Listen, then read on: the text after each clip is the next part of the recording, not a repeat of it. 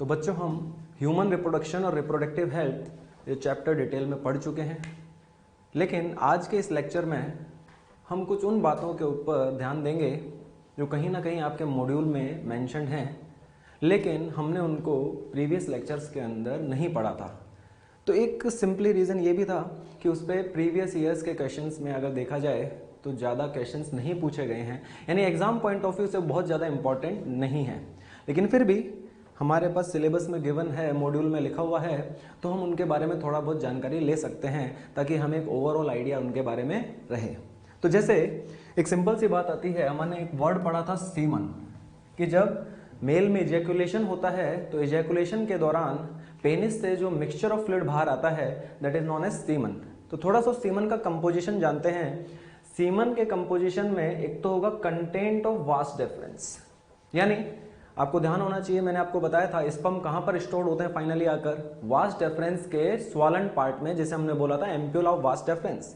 तो जब भी इजैकुलेशन होता है तो स्पर्म उसी एम्प्यूल ऑफ वास डिफरेंस से फाइनली इजैकुलेटरी डक्ट के थ्रू कहाँ पर आते हैं, यूरेथ्रा में, और यूरेथ्रा से होते हुए बाहर आते हैं। तो जब ये इजैकुलेशन होगा तो जो सीमन बाहर इजैकुलेट होगा उसमें एक तो क्या होगा, कंटेंट ऑफ वास डिफरेंस। दूसरा क्या होगा कि इस कंटेंट ऑफ वास डिफरेंस के साथ कुछ एसेसरी ग्लैंड्स के फ्लूइड मिक्स होंगे। कौन कौन सी एसेसरी ग्लैंड्स आपको बताई थी, सेमाइनल वेसाइकल, प्रोस्टेट और काउपर्स। तो देखिए इनको बोलेंगे एसेसरी ग्लैंड फ्लूइड या इसको बोलेंगे सेमाइनल प्लाज्मा, यानी सभी एसेसरी ग्लैंड के फ्लूइड को मिलाकर हम क्या बोलते हैं, सेमाइनल प्लाज्मा। तो अब देखिए सीमन के कंपोजिशन में 10% तो क्या आया है, कंटेंट ऑफ वास डिफरेंस, और 90% क्या आया है, एसेसरी ग्लैंड फ्लूइड। अब कंटेंट ऑफ वास डिफरेंस के अंदर क्या होगा, देखिए वास डिफरेंस के अंदर जो स्पर्म स्टोर्ड थे वो ड्राई पाउडरी फॉर्म में तो स्टोर्ड होंगे नहीं, डेफिनेटली वहां पर भी कोई ना कोई लिक्विड मीडियम होगा। तो क्या होगा, कंटेंट ऑफ वास डिफरेंस में स्पर्म होगा और साथ ही साथ जो लिक्विड मीडियम होगा that is fluid of vas deferens. यानी इस कंटेंट ऑफ वास डिफरेंस में जो कि 10% है, दो चीजें होंगी, sperm of fluid of vas deferens. तो इस टोटल 10% में से 5% जो है वो तो स्पर्म और 5% फ्लूइड ऑफ वास डिफरेंस, यानी कंटेंट ऑफ वास डिफरेंस का 50% क्या है, स्पर्म, और 50% क्या है, फ्लूइड ऑफ वास डिफरेंस। इसके अलावा जो इजैकुलेशन के दौरान इस कंटेंट ऑफ वास डिफरेंस के साथ ये एसेसरी ग्लैंड फ्लूइड यानी सेमाइनल प्लाज्मा मिक्स होगा, ये 90% अमाउंट में, और इस 90% में से भी 60 to 70% जो फ्लूइड है वो सेमाइनल वेसाइकल फ्लूइड है, 20 to 30% जो फ्लूइड है वो प्रोस्टेट फ्लूइड है, और 5 to 10% काउपर्स फ्लूइड है। और काउपर्स फ्लूइड के लिए तो मैंने आपको बोला भी था कि काउपर्स फ्लूइड का जो सिक्रीशन है वो ड्यूरिंग इरेक्शन ऑफ पेनिस यानी सेक्सुअल एक्साइटमेंट ही स्टार्ट हो जाता है, जिसको हम प्री इजैकुलेट बोलते हैं। यानी काउपर्स फ्लूइड बेसिकली इजैकुलेट यानी सीमन का पार्ट बनने के लिए सिक्रीट नहीं हुआ था, वो तो मैंने आपको बताया था कि प्री इजैकुलेट की तरह रिलीज हुआ, और at the time of ejaculation जब ये कंटेंट यानी content of vas deferens, seminal vesicle fluid और प्रोस्टेटिक फ्लूइड पीछे से आएंगे तो आगे पेनाइल यूरेथ्रा में जो थोड़ा बहुत काउपर्स फ्लूइड भरा होगा उसको अपने साथ बहाकर ले जाएंगे। तो इस तरीके से काउपर्स फ्लूइड की क्वांटिटी सीमन में बहुत कम होगी। तो इसका मतलब ये हुआ कि ये काउपर्स फ्लूइड इजैकुलेट यानी सीमन का पार्ट है, लेकिन बेसिकली ये एज प्री इजैकुलेट ही सिक्रीट हुआ था, इसलिए इसकी क्वांटिटी भी सबसे कम है और सीमन के केमिकल कंपोजिशन में इसकी सिग्निफिकेंस भी सबसे कम है। तो अब देखा जाए कि सीमन के अंदर सबसे ज्यादा क्वांटिटी में कौन सा फ्लूइड है, तो that is seminal vesicle fluid 60 to 70%। तो यहां पर हमें बस एक तो सीमन के कंपोजिशन में इतनी सी बात याद रखनी, सीमन के कंपोजिशन में बेसिकली दो चीजें याद रखें, कंटेंट ऑफ वास डिफरेंस और दूसरा accessory gland fluid. Content of vas deferens में स्पर्म आएगा और फ्लूइड ऑफ वास डिफरेंस आएगा। तो ये content of vas deferens total semen का कितना परसेंट हो गया, 10%, जिसमें से 5% कौन हो गया, स्पर्म और वास डिफरेंस का फ्लूइड। दूसरा 90% हो गया एसेसरी ग्लैंड फ्लूइड, जिसमें सबसे ज्यादा क्वांटिटी में कौन है, seminal vesicle fluid that is 60 to 70%, और सबसे कम क्वांटिटी में कौन है, काउपर्स फ्लूइड यानी बल्बो यूरेथ्रल ग्लैंड का फ्लूइड। चलिए अब दूसरी बात जानते हैं, क्वांटिटी ऑफ सीमन पर इजैकुलेट, यानी जब एक हेल्दी मेल में इजैकुलेशन होता है तो एक बार में टोटल कितना सीमन क्वांटिटी में इजैकुलेट होता है, दैट इज 3 to 4 ml। अब उसमें आगे हमने लिखा स्पर्म काउंट, यानी 1 ml सीमन में, 1 ml सीमन में कितना स्पर्म काउंट हम नॉर्मली मानते हैं, 20 to 120 मिलियन। अब ये बहुत वाइड रेंज है कि 1 ml सीमन में जो नॉर्मल स्पर्म काउंट की रेंज है वो 20 to 120 मिलियन स्पर्म्स है, लेकिन अब इतनी वाइड रेंज है तो इसके अंदर हमें कोई एक तो एवरेज वैल्यू माननी पड़ेगी। इस वाइड रेंज होने के बहुत सारे रीजन हैं। अलग मेल टू मेल्स के अंदर ये स्पर्म काउंट पर ml ऑफ सीमन इतनी ज़्यादा वेरी क्यों करती है? एंडोक्राइन स्टेटस पर, न्यूट्रिशनल स्टेटस पर, एनवायरनमेंट पर, क्लाइमेटिक टेम्परेचर पर, इसके अलावा जेनेटिक मेकअप पर, देयर आर मेनी रीजन्स। तो अब हम यहाँ जान रहे हैं कि 120 to 120 million that is the range of sperm count पर ml ऑफ सीमन। लेकिन इसमें से एवरेज क्या माने कि सपोज एक एवरेज हेल्दी मेल है तो उसके 1 ml सीमन में हम कितना स्पर्म काउंट एक्सपेक्ट कर सकते हैं? तो that is around 70 to 80 million. तो अगर मैं एक एवरेज हेल्दी मेल के 1 ml सीमन में 70 to 80 million sperms average count मान के चल रहा हूं, तो ऐसे मेल में जब एक बार इजैकुलेशन में total 3 to 4 ml semen ejaculate होगा तो 3 to 4 ml सीमन में टोटल स्पर्म्स कितने होंगे? तो अब क्या हुआ यहां पर 3 to 4 ml सीमन और एक एवरेज हेल्दी मेल में 1 ml सीमन में कितना स्पर्म काउंट मान के चल रहे हैं? 70 to 80 मिलियन। इस हिसाब से उसका टोटल स्पर्म काउंट पर इजैकुलेशन यानी 3 to 4 ml सीमन में टोटल कितना स्पर्म काउंट आएगा? 200 to 300 मिलियन। जो आपकी एनसीईआरटी में स्टेटेड है कि एक एवरेज हेल्दी मेल में एक बार इजैकुलेशन में टोटल कितना स्पर्म इजैकुलेट होता है? 200 to 300 मिलियन। चलिए, तो ये तो हो गया एवरेज स्पर्म काउंट। अब बात आती है कुछ इंपॉर्टेंट टर्म्स, जैसे सबसे पहले लिखिए ओलिगोस्पर्मिया। अगर किसी भी कारण से किसी मेल के 1 ml सीमन में sperm count less than 20 million है, भाई हमने क्या बोला था कि 1 ml सीमन में नॉर्मल रेंज क्या है? 20 to 120 मिलियन। अगर किसी मेल के 1 ml सीमन में ये sperm count less than 20 million हो जाए तो इसका मतलब ये नॉर्मल से बहुत कम हो गया, इसलिए इसको हम क्या बोलेंगे? ओलिगोस्पर्मिया। फिर आता है एजोस्पर्मिया। एजोस्पर्मिया का मतलब होता है ऑलमोस्ट एब्सेंस या complete absence of sperms in semen, कि स्पर्म है ही नहीं सीमन में। फिर आता है एस्थेनोस्पर्मिया। एस्थेनोस्पर्मिया का मतलब है कि सीमन में स्पर्म है तो सही, लेकिन या तो वो लेस मोटाइल है, यानी उसका फंक्शनल मैचुरेशन या तो प्रॉपरली नहीं हुआ है, या उसकी टेल प्रॉपरली काम नहीं कर पा रही है, या बोल सकते हो कि वो जिंदा है लेकिन फिर भी चल नहीं पा रहा है। तो एस्थेनोस्पर्मिया को कैसे डिफाइन करेंगे? लेस मोटाइल स्पर्म या immotile live sperm in the semen. फिर आता है टेरेटोस्पर्मिया। इसका मतलब सीमन में स्पर्म है लेकिन वो एबनॉर्मल मॉर्फोलॉजी का यानी एबनॉर्मल साइज और शेप का है। फिर आता है necrospermia. What is the meaning of necro? That is dead. अगर सीमन में डेड स्पर्म्स हैं तो ऑब्वियस सी बात है डेड स्पर्म इमोटाइल होंगे, तो अगर वो इमोटिलिटी डेड होने की वजह से है तो दैट इज नोन एज नेक्रोस्पर्मिया। तो ये जितने भी यहां पर कारण लिखे हुए हैं, oligospermia, azoospermia, asthenospermia, teratospermia, necrospermia, इन सब का मतलब क्या है? These are the causes of infertility. ये इनफर्टिलिटी लीड करेंगे। इसका मतलब समझिए, आपके एनसीईआरटी का एक क्राइटेरिया दिया हुआ है। सपोज हमने एक मेल के सीमन का एनालिसिस किया, तो एनालिसिस में हमने पाया कि उसके जो सीमन की क्वांटिटी पर इजैकुलेशन थी वो 3 to 4 ml है, और जब हमने स्पर्म काउंट चेक किया तो वो भी नॉर्मल है, 200 to 300 million total sperm count आया उसके इजैकुलेशन में एक बार में। लेकिन क्या मैं अभी उसको केवल काउंट के बेसिस पर फर्टाइल बोल सकता हूं? नहीं बोल सकता। हो सकता है कि उसका स्पर्म काउंट नॉर्मल है, यानी उसके सीमन में स्पर्म का नंबर नॉर्मल है, लेकिन हो सकता है वो स्पर्म्स कैसे हों? वो हो सकता है स्पर्म एस्थेनोस्पर्मिया हो, टेरेटोस्पर्मिया हो, नेक्रोस्पर्मिया हो। अगर उन स्पर्म्स में इस तरह की कोई कंडीशन है तो इसका मतलब क्या हुआ कि नॉर्मल स्पर्म काउंट होने के बावजूद भी वो पर्सन फर्टाइल नहीं होगा, क्योंकि जो उसके स्पर्म है वो किसी काम के नहीं है। यानी एस्थेनोस्पर्मिया अगर उसमें हुआ, इसका मतलब स्पर्म है तो सही लेकिन लेस मोटाइल या लाइव मोटाइल स्पर्म्स है। टेरेटोस्पर्मिया मींस एबनॉर्मल मॉर्फोलॉजी के स्पर्म है जो किसी काम के नहीं है। नेक्रोस्पर्मिया मतलब डेड इमोटाइल स्पर्म्स है, किसी काम के नहीं है। तो देखिए, यहां पर हम दो तरह से क्राइटेरिया को डिफाइन करते हैं। जैसे हमारे पास कोई पर्सन है, सबसे पहली चीज हम उसको फर्टाइल डिक्लेयर करने के लिए उसका स्पर्म काउंट चेक करेंगे। प्राइमरी टेस्ट क्या है? Sperm count.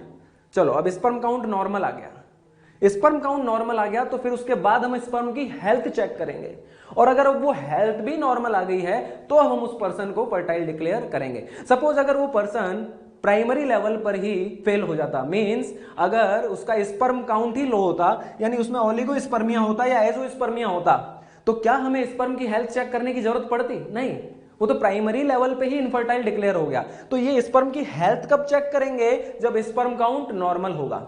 तो इसका मतलब ये हुआ कि पहले काउंट चेक करें, अगर काउंट नॉर्मल है फिर स्पर्म की हेल्थ चेक करें।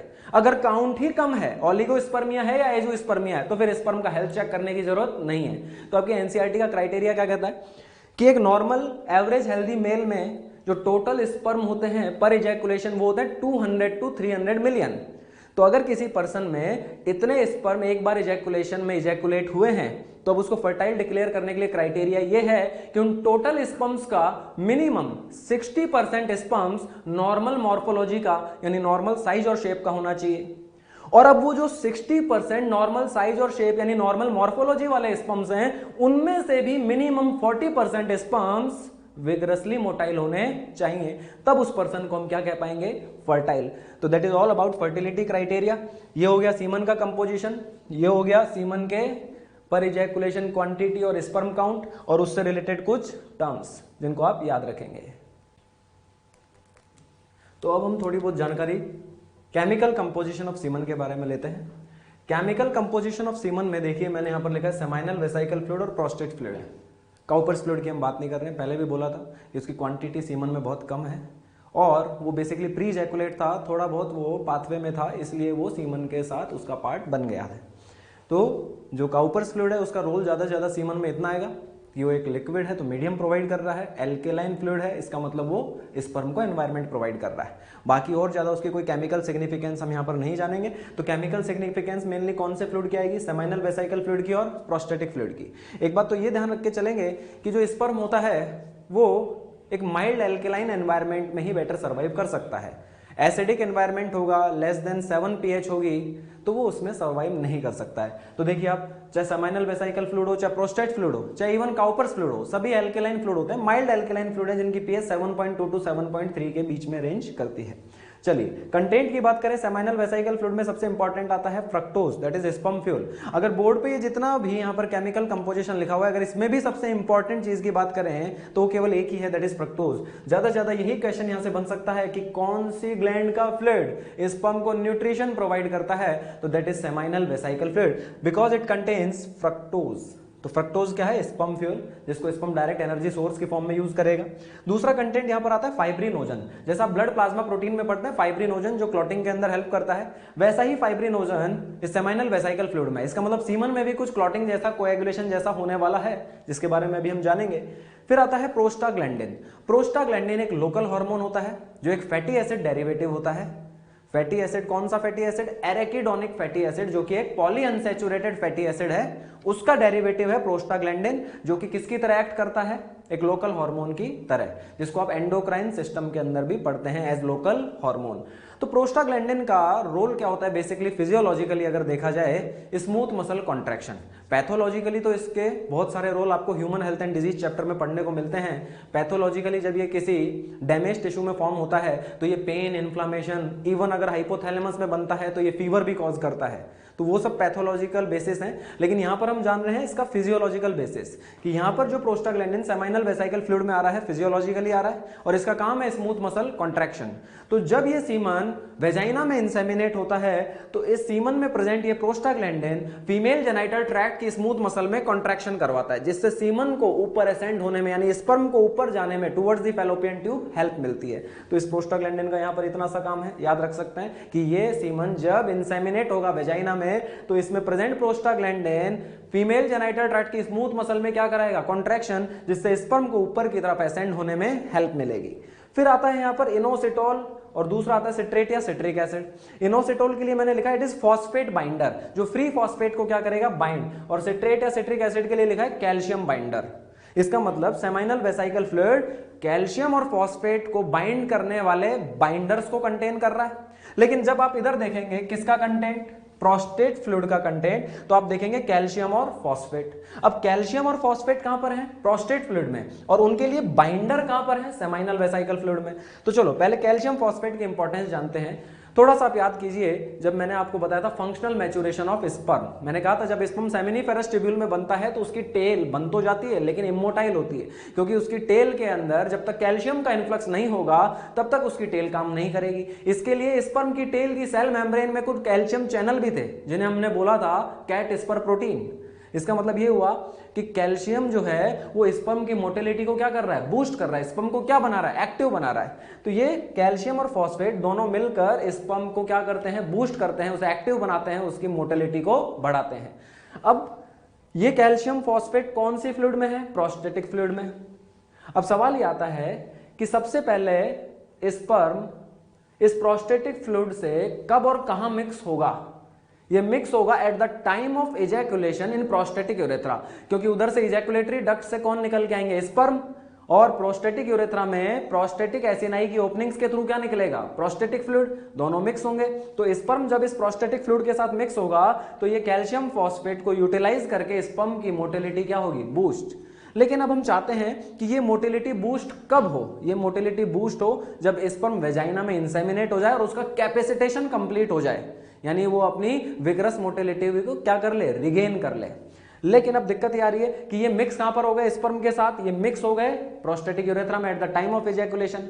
तो ठीक उसी समय इस प्रोस्टेटिक फ्लूइड के साथ सेमाइनल वेसाइकल फ्लूइड भी मिक्स होगा, और सेमाइनल वेसाइकल फ्लूइड में क्या है, इनोसिटॉल और सिट्रेट, जो क्या करेंगे, प्रोस्टेट फ्लूइड में प्रेजेंट इन फ्री कैल्शियम और फॉस्फेट को क्या कर लेंगे, बाइंड कर लेंगे। यानी अब यहां पर कैल्शियम और फॉस्फेट फ्री स्टेट में अवेलेबल नहीं होंगे।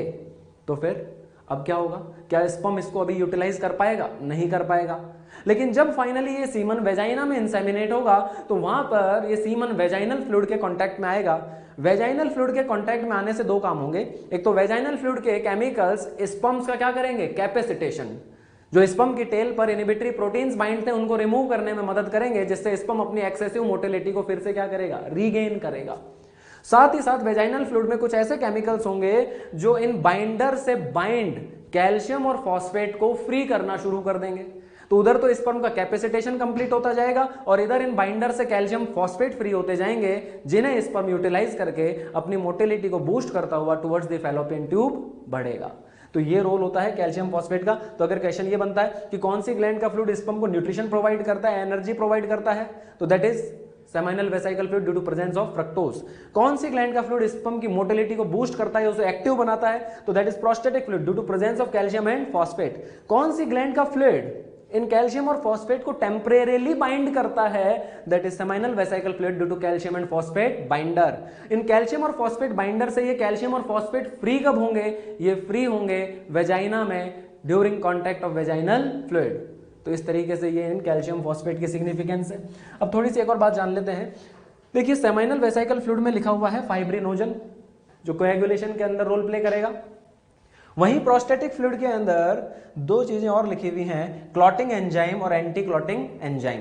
अब इसमें से जो क्लॉटिंग एंजाइम है ये तो एक्टिव फॉर्म में है, और जो एंटी क्लॉटिंग एंजाइम है जिसे हम बोल रहे हैं प्रोफाइब्रिनोलाइसिन, और pro form of the enzyme क्या होती है, इनएक्टिव फॉर्म होती है। इसका मतलब अभी इन दोनों एंजाइम में से एक्टिव एंजाइम कौन है, क्लॉटिंग एंजाइम। तो जब इजैकुलेशन होगा तो at the time of ejaculation ये दोनों फ्लूइड सबसे पहले कहां मिक्स होंगे, प्रोस्टेटिक यूरेथ्रा में। और जैसे ये दोनों फ्लूइड मिक्स होंगे, फाइब्रिनोजन और ये क्लॉटिंग एंजाइम दोनों मिलकर क्या करेंगे, फाइब्रिन बना देंगे। और फाइब्रिन बनने की वजह से जो सीमन है वो थिक और विस्कस हो जाएगा। और थिक और विस्कस होने से क्या होगा, जितना ज्यादा थिक और विस्कस सीमन होगा स्पर्म की मोटिलिटी कम होगी। तो थोड़े समय के लिए ये थिक और विस्कस सीमन स्पर्म की एनर्जी को कंजर्व करने में मदद करेगा। लेकिन फाइनली जब ये थिक और विस्कस सीमन मेल बॉडी से इजैकुलेट होकर सीमन कहां पर इंसेमिनेट हो जाएगा, वेजाइना में, तो क्या इसे अभी भी थिक और विस्कस रहना चाहिए, नहीं। अब आफ्टर सम टाइम इसे लिक्विफाई होना पड़ेगा, क्योंकि वेजाइना में पहुंचने के बाद स्पर्म का क्या हो जाएगा, कैपेसिटेशन। और कैपेसिटेशन होने के बाद स्पर्म को क्या चाहिए, विग्रस मोटिलिटी करने के लिए थिन मीडियम, लिक्विड मीडियम। तो उसके लिए जो थिक और विस्कस सीमन है उसका क्या होना जरूरी है, एंटीकोएगुलेशन। उस एंटीकोएगुलेशन के लिए रेस्पॉन्सिबल एंजाइम भी किसके पास है, प्रोस्टेटिक फ्लूइड के पास। लेकिन ये पहले काम क्यों नहीं कर रहा था, क्योंकि ये इनएक्टिव फॉर्म में था। इस एंजाइम का एक्टिवेशन होकर, ये एंजाइम क्या था, प्रोफाइब्रिनोलाइसिन, इस एंजाइम का एक्टिवेशन होकर क्या बनेगा, फाइब्रिनोलाइसिन। और वो कहां जाकर बनेगा, वेजाइना में। इसका मतलब जब ये सीमन मेल बॉडी से इजैकुलेट हुआ तो किस फॉर्म में इजैकुलेट हुआ, कोएगुलेटेड फॉर्म में, थिक और विस्कस फॉर्म में। जिस कोएगुलेशन की प्रोसेस कहां पर हुई, प्रोस्टेटिक यूरेथ्रा में, जब दोनों फ्लूइड मिक्स हुए। लेकिन वेजाइना में पहुंचने के बाद इस सीमन का क्या हो जाएगा, एंटी कोएगुलेशन, यानी थिन और वाटरी हो जाएगा। क्यों हो जाएगा, क्योंकि वहां पहुंचने पर ये जो एंटी क्लॉटिंग एंजाइम प्रोफाइब्रिनोलाइसिन जो इनएक्टिव था वो एक्टिव हो जाएगा और फाइब्रिन को क्या कर देगा, डिसॉल्व। और तब तक स्पर्म का क्या कंप्लीट हो चुका होगा, कैपेसिटेशन। तो अब स्पर्म इजीली उस थिन और लिक्विड मीडियम के अंदर स्विम करते हुए ऊपर टुवर्ड्स द फैलोपियन ट्यूब बढ़ना शुरू हो जाएंगे। तो इस तरीके से ये कुछ यहाँ पर केमिकल कंपोजिशन ऑफ सीमन और उसकी सिग्निफिकेंस है।